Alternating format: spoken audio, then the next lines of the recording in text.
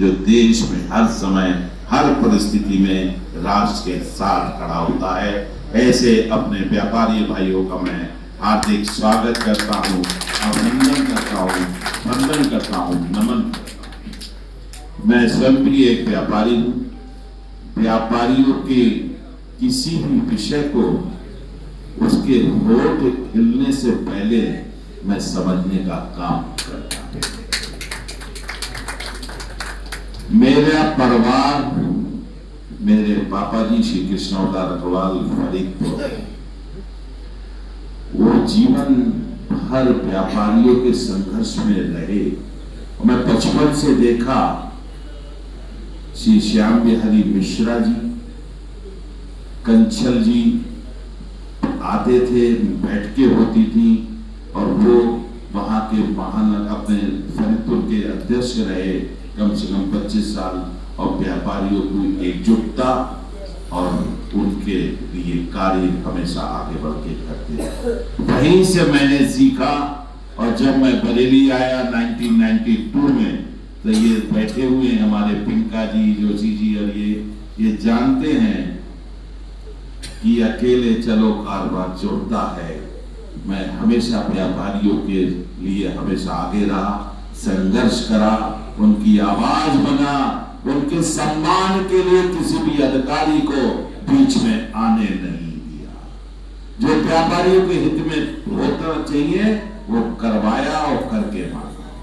तो मैं आप सबका भाई हूं। अभी एक बहुत बड़ी घटना ट्रांसपोर्टर्स यानी कि ट्रक ऑपरेटर्स के साथ होने वाली थी। एक भय और एक परेशानी का माहौल था। ये भिक्का जी और शोभित जी और कुछ लोग मेरे पास आए, जिसका कोई समाधान नजर नहीं आ रहा था, जिनके ट्रक्स थे हल्द्वानी से, और एक ऐसा प्रकरण जो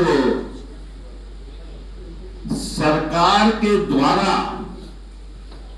उठाया गया कदम, प्रशासनिक अधिकारियों को निर्देश थे, जिसमें कोई भी हाथ डालने को तैयार नहीं था। प्रदेश तक में आपने विषय मेरे सामने रखा। मैंने कहा आप निश्चिंत रहिए, वायदा करिए आगे ऐसी गलतियां नहीं होंगी, मैं इस गलती का आपका सुधार करवा के रहूंगा। एक ऐसा घटना जो हमारे व्यापारी, हमारे ट्रक भाई, ट्रक ऑपरेटर भाई घर छोड़ने को मजबूर हो गए थे, ऐसा विषय था। उसकी गंभीरता जो थे वो समझ सकते थे, या जो उससे जुड़े हुए थे वो समझ सकते थे कि यदि वो कार्रवाई सुनिश्चित हो जाती तो परिवार के परिवार बड़ी परेशानी में आ जाते। लेकिन 3 दिन के अंदर उस समस्या का समाधान कराया, और एक भी किसी ट्रक ऑपरेटर्स पे कार्रवाई नहीं होने दी। मैं जो कहता हूं वो करता हूं, और जो करता हूं वो ही कहता हूं। कोई नेताओं की तरह अतिशयोक्ति की बात नहीं करता हूं। लोग 200% कहते हैं, मैं 75-80% कहता हूं करने के बाद भी। ये बैठे हैं साक्षी, या जो उसके पीड़ित पक्ष होगा वो जानता होगा। तो मैं हर समय किसी भी समस्या में आपके साथ हूं, आपका भाई हूं, व्यापारी हूं। कभी भी अपने समाज के लिए, अपने व्यापारियों के लिए, अपने भाइयों के लिए विधायक नहीं हूं, लेकिन उनको पीड़ित, प्रताड़ित, परेशान करने वाले अधिकारियों के लिए विधायक का बाप भी बन जाता हूं। आज विधायक हूं। मैं 30 साल से व्यापारियों की आवाज बना हूं, और बड़े से बड़े अधिकारी के सामने व्यापारी के सम्मान के साथ मैंने समझौता नहीं करा। मेरे खून में व्यापारी है, व्यापारी हित सर्वोपरि है।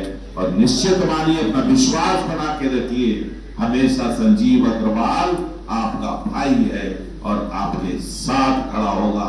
सुख में ना हो लेकिन दुख और समस्या में आपके साथ होगा। मैं आज अपनी इस युवा नई टीम को बधाई देता हूं, शुभकामनाएं देता हूं। आप इतनी बड़ी संख्या में यहाँ आए हैं। अभी जैसा अशोक जी कह रहे थे, बहुत पुराना डॉक्टर श्री श्याम जाईलाल जी और भाई कंसल जी के नेतृत्व में ये उद्योग व्यापार प्रतिनिधि मंडल ही पूरे देश के व्यापारियों के हितों की बात करने वाला पहला व्यापार मंडल था और इसका भवन भी यहाँ बना है। शोभित जी भूल गए, मुझे कहने में कोई इज्जत नहीं है।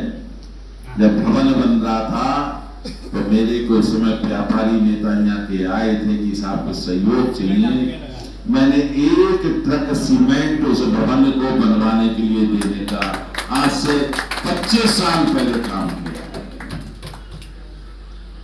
तो मैं आपका भाई हूं। मैं यहाँ ऊपर मंच पर बैठे हुए सभी का हार्दिक अभिनंदन स्वागत करता हूं, इन्हें बधाई देता हूं कि आप व्यक्तिगत स्वार्थ को भूलकर, अपने हितों को भूलकर व्यापारिक हितों को सर्वोपरि मानते हुए संघर्ष करेंगे, साथ खड़े होंगे तो आपके व्यापार मंडल को पहचान दिलाने में, मजबूती दिलाने में और आगे बढ़ने से कोई ताकत रोक नहीं सकती।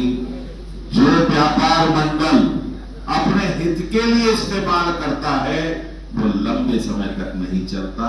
कोई भी हो संस्था, कोई भी हो संगठन, हम जब संस्था में जाए, मैं सबके लिए बात कर रहा हूं तो यहाँ सब समाज से भी हैं और सब किसी न किसी संस्थाओं से धार्मिक सामाजिक जुड़े हुए हैं।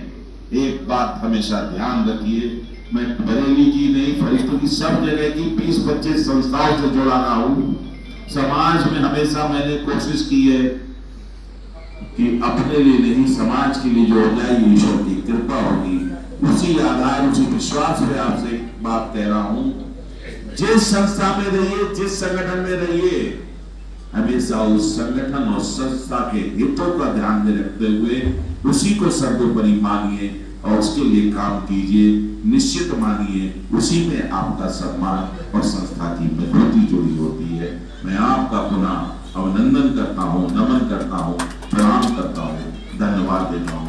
जय हिंद, जय भारत, भारत माता।